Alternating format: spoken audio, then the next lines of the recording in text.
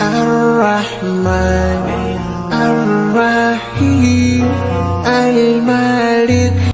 Assalamualaikum warahmatullahi wabarakatuh. Segala puji bagi Allah, ya hanya kepadanya kami memohon pertolongan dan mohon ampunan.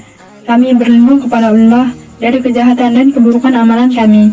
Kami akan menayangkan video selanjutnya setelah kisah Nabi Lut alaihissalam, yaitu kisah Nabi Ismail alaihissalam yang merupakan anaknya Nabi Ibrahim alaihissalam. Jika ingin melihat kisah Nabi sebelumnya, Anda bisa cek video di channel kami.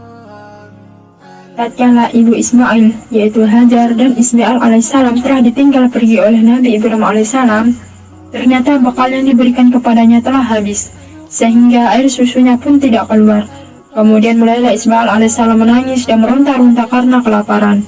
Ketika melihat kondisi seperti itu, Hajar tidak kuasa melihat anaknya menangis, sehingga dia pun pergi ke Bukit Safa untuk melihat apakah ada orang atau sesuatu yang bisa menolongnya. Hajar tidak putus asa dengan keadaan yang dialaminya karena dia telah yakin sebelumnya bahwa Allah Ta'ala tidak akan mungkin meninggalkan mereka. Maka ketika Hajar telah naik ke Bukit Safa dan tidak mendapatkan sesuatu, lalu dia turun melewati lembah menuju Bukit Marwah. Ketika telah sampai di Bukit Marwah, dia pun kembali melihat dan mencari orang yang dapat menolongnya, namun dia tidak mendapati seorang pun. Kemudian Hajar pun kembali ke Safa, lalu kemudian kembali ke Marwah bolak-balik dan dia tidak putus asa. Ketika dia telah bolak-balik dari Safa sampai Marwah sebanyak 7 kali mencari pertolongan, Ibnu Abbas menyebutkan bahwa Rasulullah SAW bersabda, "Itulah sa'i yang mesti dilakukan oleh manusia yang berhaji di antara kedua bukit itu." Allah Subhanahu wa Ta'ala memerintahkan seseorang untuk melaksanakan sa'i agar mengenang bagaimana semangatnya, juga tidak putus asa serta tawakalnya ibu Ismail yang tinggi kepada Allah Subhanahu wa Ta'ala. Maka ketika Hajar telah sampai di Bukit Marwah, dia mendengar ada suara. Maka dia pun berkata dalam hatinya memerintahkan dirinya untuk diam. Lalu dia pun berusaha untuk kembali mendengar suara tersebut, dan ternyata dia mendengarnya kembali. Akhirnya Hajar berkata, "Engkau telah memperdengarkan suaramu. Jika engkau bermaksud memberi pertolongan, maka tolonglah." Ternyata suara itu adalah suara malaikat Jibril alaihissalam yang berada di dekat lokasi yang akan keluar Zam-Zam. Lantas Jibril mengais tanah dengan tumitnya, atau katanya dengan sayapnya, hingga air keluar memancar. Ibu Ismail mendatanginya mulai membuat tampungan air dengan tangannya seperti ini, yaitu menciduk air dan memasukkannya ke geribah, sedangkan air terus saja memancar dengan deras setelah diciduk. Ibnu Abbas mengatakan bahwa Rasulullah SAW memberikan komentar tentang perbuatan Hajar yang membendung air Zam-Zam. Rasulullah SAW mengatakan, "Semoga Allah merahmatimu Ummu Ismail. Kalau dia tidak segera menampung air, tentulah air Zam-Zam itu akan menjadi air yang mengalir." Maka kemudian Hajar meminum air Zam-Zam tersebut dan akhirnya dia dapat kembali menyusui Ismail alaihissalam. Ternyata dengan hanya meminum air Zam-Zam, Hajar dapat menyusui Ismail alaihissalam, padahal tidak terdapat makanan apapun. Oleh karenanya Nabi SAW bersabda, air Zam-Zam mempunyai khasiat tergantung niat orang yang meminumnya. Dan juga perkataan Rasulullah SAW ketika mengetahui bahwa Abu Dzar al-Ghifari hanya meminum air Zam-Zam selama sebulan sebagai ganti makanannya sembari menanti kedatangannya. Sesungguhnya air Zam-Zam penuh dengan keberkahan dan lebih mengenyangkan daripada makanan biasa. Maka meskipun tidak ada asupan lain bagi Hajar selain air Zam-Zam, tetapi dia tetap dapat menyusui Ismail alaihissalam. Demikianlah Hajar tinggal bersama Ismail ditemani dengan air Zam-Zam.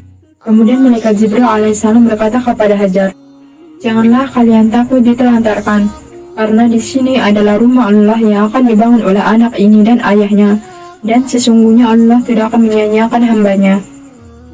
Demikianlah Hajar dan Ismail hidup di tempat itu tanpa ada orang lain, sampai suatu ketika datang kabilah Jurhum yang datang dari Yaman yang merupakan Arab Qahtan atau penduduk Arab asli yang melewati Mekah. Tatkala mereka turun ke bagian bawah kota Mekah, mereka mendapati ada burung-burung terbang berputar-putar di sekitar lokasi yang akan dibangun Ka'bah.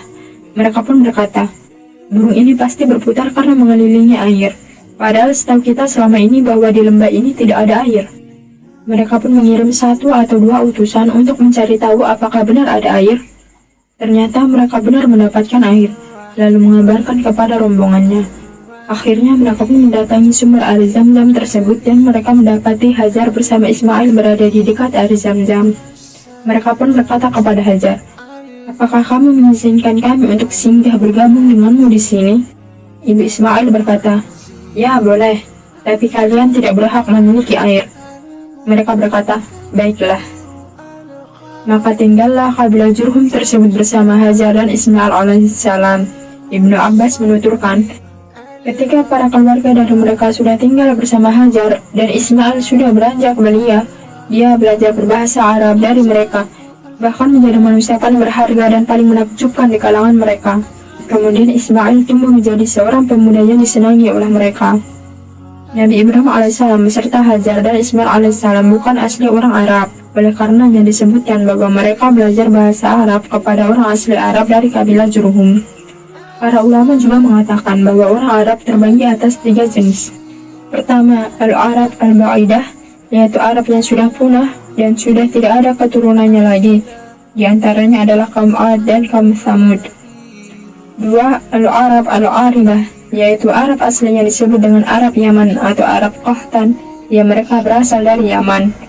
3. Al-Arab Al-Musta'ribah, yang secara bahasa kita bermakna Arab yang tidak asli atau Arab campuran, yang kemudian dianggap sebagai orang Arab. Nomor 3 ini merupakan Arabnya keturunan Nabi Ismail alaihissalam, karena Nabi Ismail alaihissalam tinggal di kota Mekah, yang kemudian menikahi seorang wanita dari kabilah Jurhum keturunan Arab Qahtan. Sampai disebutkan dalam sebuah riwayat bahwa Allah menjadikan dia lebih hebat dan lebih fasih dari orang-orang Arab asli. Sebagaimana Nabi SAW bersabda, orang yang pertama kali Allah bukakan lisannya dengan bahasa Arab yang jelas adalah Ismail, sehingga jadilah bahasa Arabnya Ismail lebih hebat dan lebih fasih dari orang-orang Arab yang lainnya, karena Allah memantapkan bahasa Arab beliau. Sekian dari kisah Nabi Ismail alaihissalam tentang kisah Hajar istri Nabi Ibrahim alaihissalam. Mohon doanya agar kami bisa terus menceritakan semua kisah perjalanan para Nabi dan Rasul Allah SWT. Insyaallah video selanjutnya kami masih membahas tentang Nabi Ibrahim alaihissalam dan Nabi Ismail alaihissalam membangun Baitullah. Demikian dari kami. Jika ada kesalahan baik yang disengaja maupun tidak, kami memohon maaf yang sebesar-besarnya. Karena kesalahan itu pasti dari saya sebagai manusia biasa yang tidak luput dari dosa dan kesalahan, dan segala sesuatu yang benar hanya milik Allah SWT. Jangan lupa subscribe dan nyalakan notifikasi channel kami agar Anda bisa mendapatkan pemberitahuan tentang video terbaru dari kami. Dan juga like dan share agar bermanfaat bagi sesama saudara muslim untuk mengetahui tentang kisah para nabi dan rasul Allah SWT. Semoga Allah SWT menjaga kita semua serta memudahkan segala urusan kita. Jazakumullahu khairan wa barakallahu fiikum. Wassalamualaikum warahmatullahi wabarakatuh.